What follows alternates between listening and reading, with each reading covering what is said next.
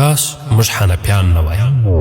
ځکه امام ابو حنیفه رحمه الله که کتابونه ونه لیکل خو سړي یې وروزل. موږ نه کتاب لیکو او نه د سړي روزلو وړتیا لرو. ځکه امام ابو حنیفه رحمه الله ډله کار وکړ، د هر چا نظر یې واورید او موږ یوازې انحصار پیژنو. خپله رایه او آن رواج راته د قرآن آیات ښکاري. ځکه امام ابو حنیفه رحمه الله د فقه اکیډمي جوړه کړه، حلقې یې 10 کاله دوام وکړ او موږ وچ په تحجر او مذهبي تعصب کې په شخړو اخته یو. ځکه امام ابو حنیفه رحمه الله ټولنپوه، د خلکو سره د چلند هنر زده و او موږ سپینږیري شو، د ټولنې لومړیتوبونه نشو پیژندلی او آن له خپل ځان سره نیک چلند نشو کولی. ځکه امام ابو حنیفه رحمه الله له خلکو سره مینه کوله او پر ځان یې راټولول او موږ له خلکو سره حسد او کینه کوو، خلک له ځانه متنفر کوو. قاضي عیاض رحمه الله ویلي دی الفت د اسلام فرض دی او د شریعت یو رکن دی او هغه نظام دی چې مسلمانان یو موټی کوي. ځکه امام ابو حنیفه رحمه الله ثابته کړه چې د شخصي فقه په نامه څه نشته، د هغه خبرې د اسلامي فقه په اړه وې. ځکه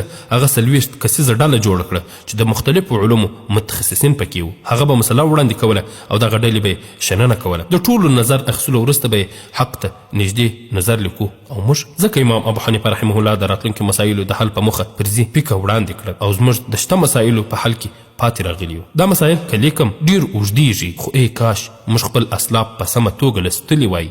ای کاش د دوی له نومونو او مذهب مو ناوړه ګټه نه اخیستلی. ای کاش خپل نظر او رواج ته مو د مذهب نوم نه ورکولی. ای کاش الله تعالی مو دې سم حنفیان جوړ کړي، سم